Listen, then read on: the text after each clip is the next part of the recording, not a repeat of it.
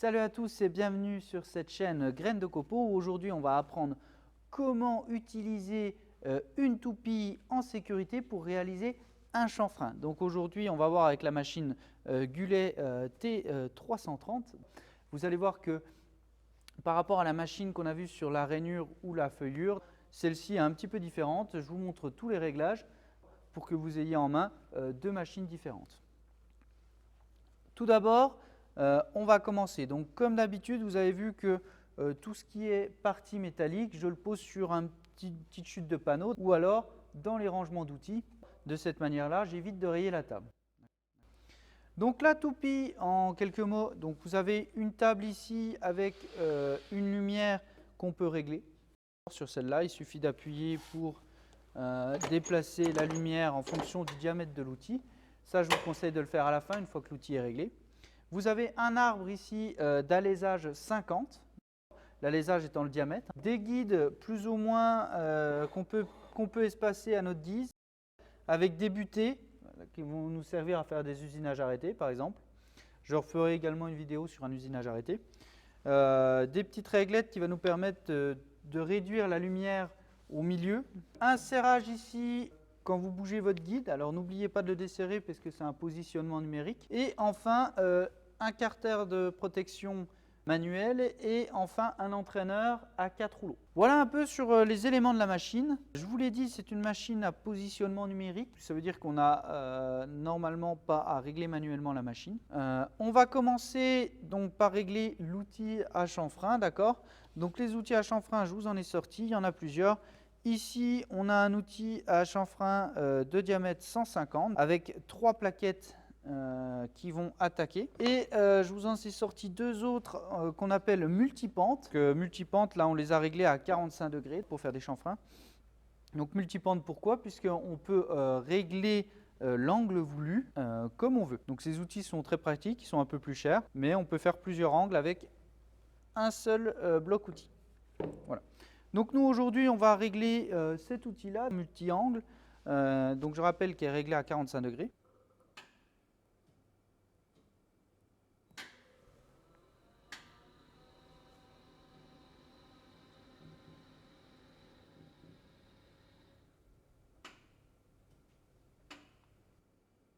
Alors une petite remarque, si je mets mon outil directement sur le bas, on risque très certainement de ne pas pouvoir monter assez haut. C'est pourquoi, quand on règle une toupie, on met des bagues en dessous. Alors, ce que je vous conseille quand vous mettez les bagues, c'est de regarder la hauteur de ces dernières. Que vous mettez en dessous, ça peut vous aider. Par exemple, ici, j'ai une hauteur de 80. Mes deux bagues, la hauteur totale fait 80. Comme ça, vous savez quelle hauteur de bague mettre. Alors là, ça tombe bien, vous voyez, j'ai une bague qui se met un peu de travers. Il y a une astuce toute simple quand une bague se met de travers, c'est monter celle du bas, pardon, et la monter sur le haut, tapoter un petit coup, et vous allez voir que ça va descendre tout seul. Je vais mettre mon outil et je vais compléter par les bagues. Alors une petite remarque pour les bagues. Il ne faut pas que votre partie de votre vis de serrage, ici, vous voyez, la partie touche l'arbre. Pourquoi? Parce que si j'exagère un peu, alors là je vais vous serrer pour vous montrer. Si j'exagère et que j'ai pas mis assez de bagues, il peut se passer que mes bagues, elles bougent encore, donc mon outil là, il n'est pas fixé. Donc c'est vraiment important de mettre une hauteur de bague assez haut. Alors sur cette machine, ça correspond ici à l'épaisseur de ma bague. Donc là, je suis à 7 mm, ça veut dire qu'il faut que je sois 7 mm au-dessus de mon arbre, avec les bagues au minimum, pour que la partie qui va serrer, ce ne soit pas la partie qui soit en contact avec l'arbre, mais la partie qui soit en contact avec les bagues. Donc hop, moi j'ai déjà regardé, ici je suis à 11 mm. Après, il ne faut pas non plus dépasser 20 mm. Il faut que ça soit compris, on va dire, avec une petite marge de sécurité entre 8 mm et 15-16 mm. Donc 8 mm au-dessus jusqu'à 15 mm, 16 mm au-dessus. Et là, quand vous allez serrer, cette fois-ci, la bague de serrage va bien serrer sur les bagues. Là, vous voyez, j'arrive encore à soulever ma bague. Vous allez voir que dès que j'ai serré, je ne peux plus soulever ma bague. D'accord ? Voilà, alors ici on peut remarquer un point très important. Vous voyez, vous avez deux petits ergots ici. Alors les deux ergots doivent être alignés dans l'espace présent dans l'arbre. Alors je vais le tourner un petit peu pour que vous voyez bien l'espace qui accueille les ergots. Voilà. Et on va mettre donc les deux ergots dans l'arbre, dans les encoches de l'arbre. En fait, ça permet d'éviter tout desserrage de l'arbre pendant l'usinage.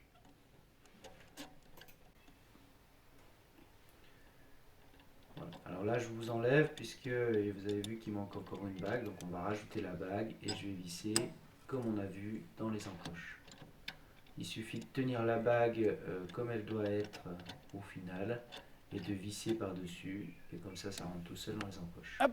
Et je vais donc serrer à l'aide de ma clé de blocage. Sur cette machine, c'est une clé de blocage. Sur les autres machines, vous avez vu que des fois, c'est une pédale. Des fois, c'est un blocage qu'il faut rentrer dans l'axe de l'arbre. Ici, c'est une contre-clé, d'accord ?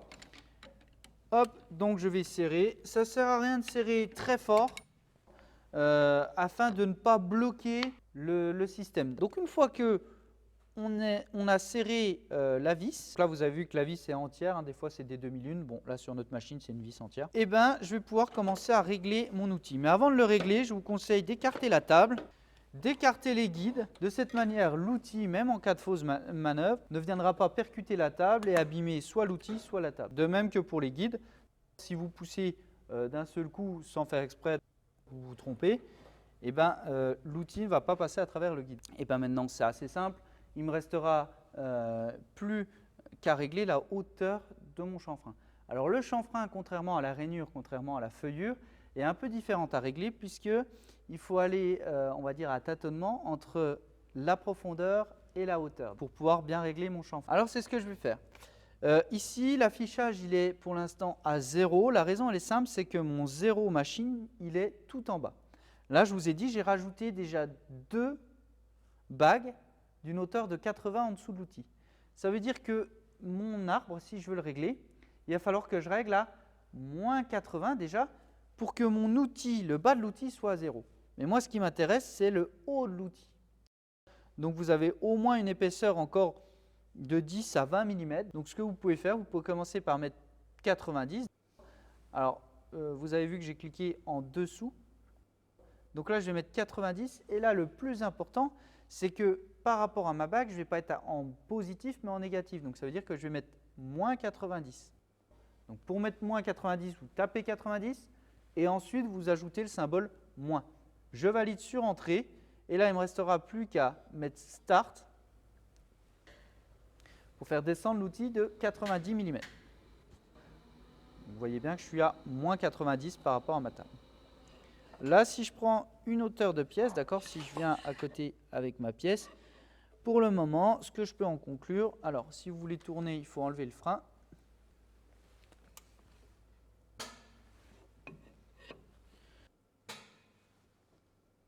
Donc là, vous voyez que je suis encore un peu trop haut. Donc ce que je vais faire, je vais descendre de 10 mm pour être au moins en dessous. Donc là, je vais mettre moins 100. Donc même technique, je tape 100, je mets le moins après, je valide, j'enlève mon frein, j'enlève le coup de poing d'arrêt d'urgence et je réenclenche et je mets start. Voilà, cette fois-ci, je suis à moins 100. Ça veut dire que par rapport à mon origine est descendue à moins 100. Et maintenant, hop, ici, on va rapprocher le guide de nous.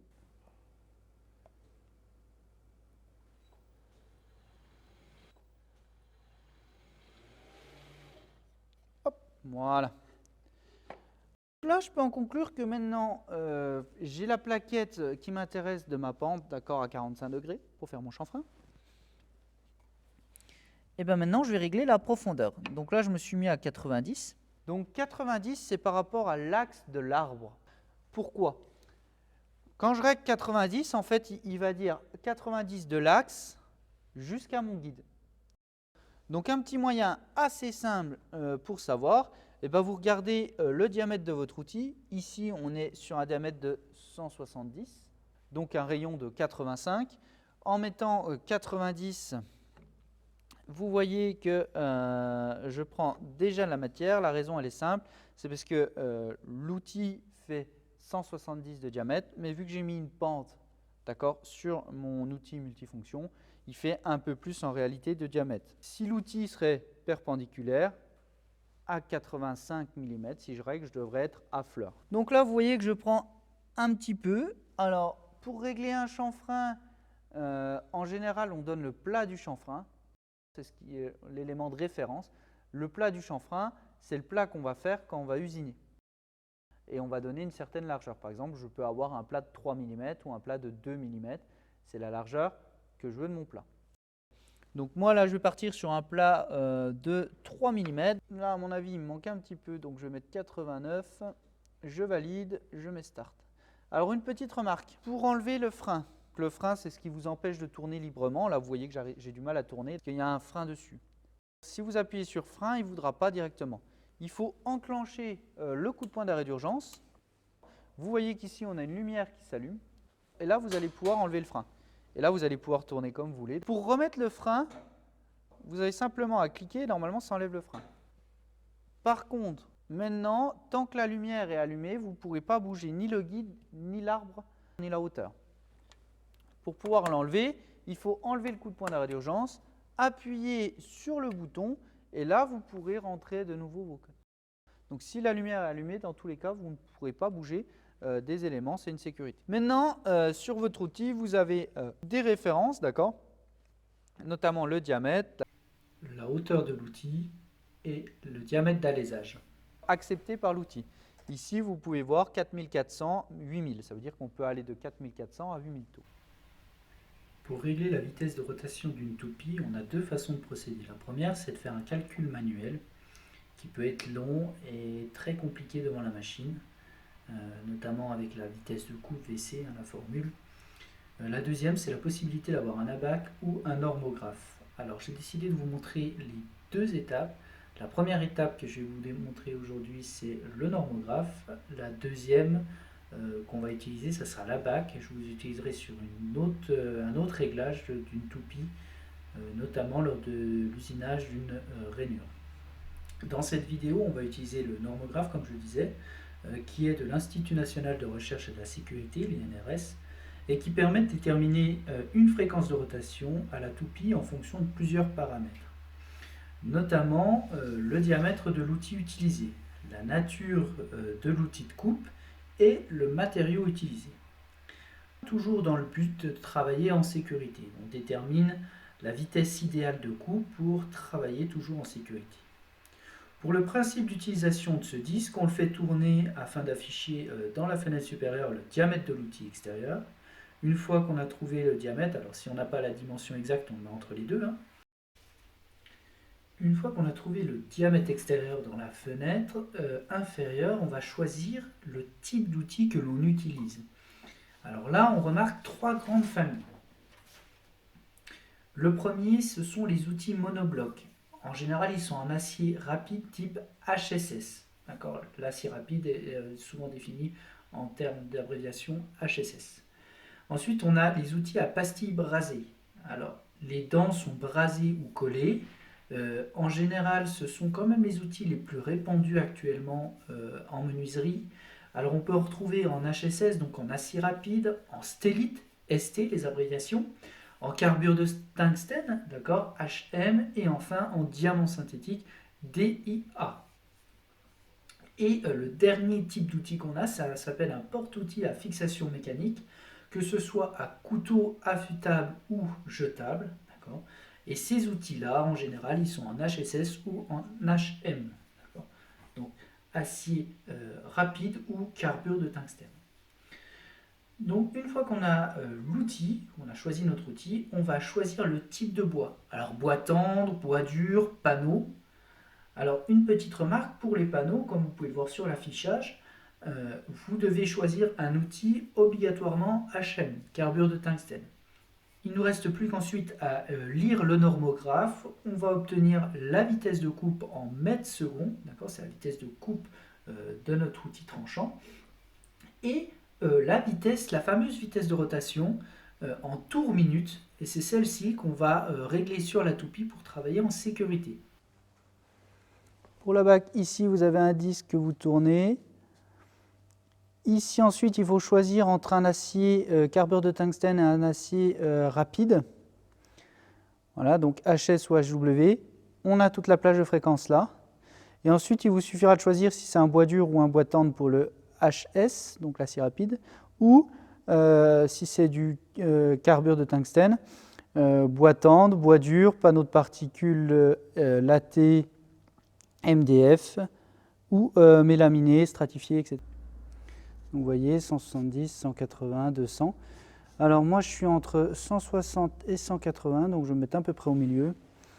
Ici, pour ma part, je suis dans du HW, donc du carbure de tungstène, d'accord, donc toute la plage de fréquence ici.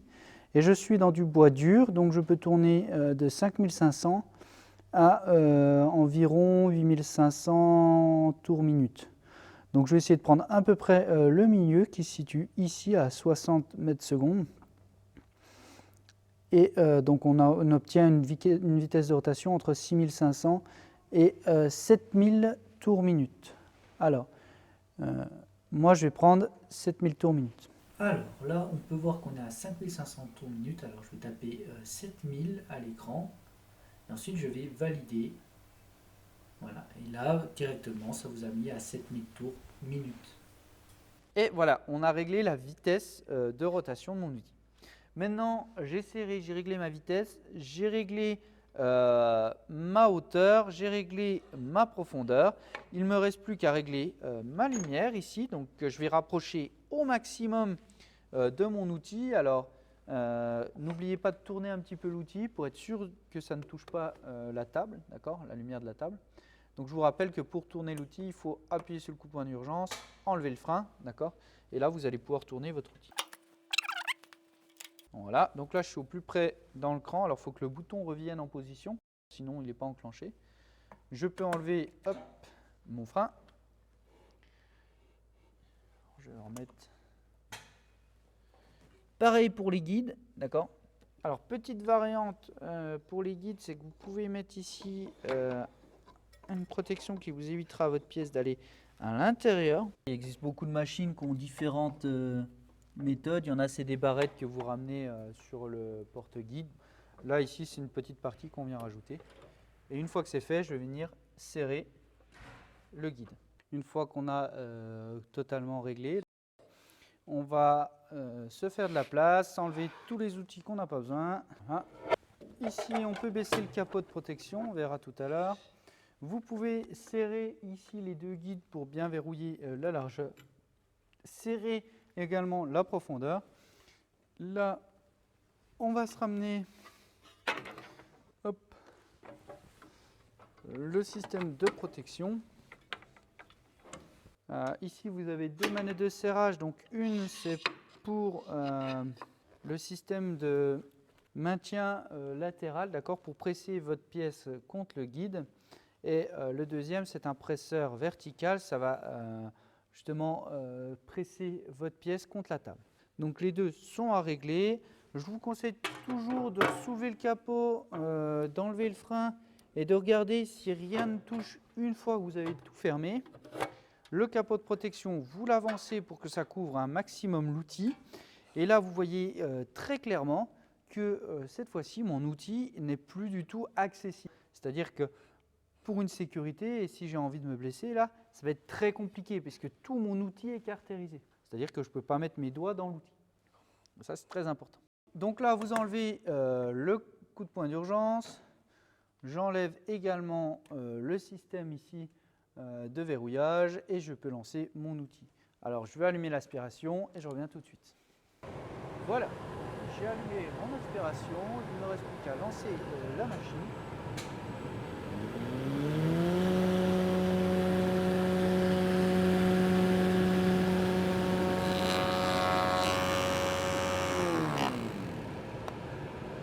Voilà. à vérifier ici que mon plat fait bien 3 mm. Donc là j'ai bien un plat qui fait 3 mm, d'accord, donc ma machine est bien réglée. Si vous, elle n'est pas bien réglée, ben, il suffira simplement de reculer un petit peu le guide ou alors de remonter un petit peu mon outil, d'accord, pour augmenter ce plat-là. Moi, ce que je vous conseille pour le chanfrein, c'est de vous mettre sur la plaquette arasante du bas, alignée à la table, à votre table, d'accord, et d'avancer ou de reculer vos guides pour faire le réglage du plat du joint. De cette manière-là, vous êtes le maximum en bas, vous avez le maximum de réglage. Il vous suffira de reculer suivant si vous voulez un guide, un chanfrein plus ou moins gros ou pas.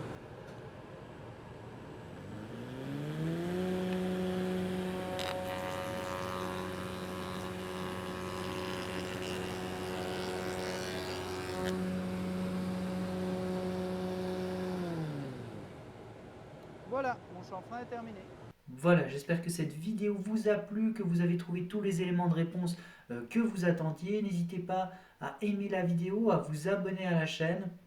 Et comme vous l'avez compris, il y a une autre vidéo donc, sur le réglage d'une rainure. Donc je vous invite aussi à regarder puisque vous allez voir que la rainure est quand même différente du chanfrein. Allez, on se retrouve très vite sur la chaîne.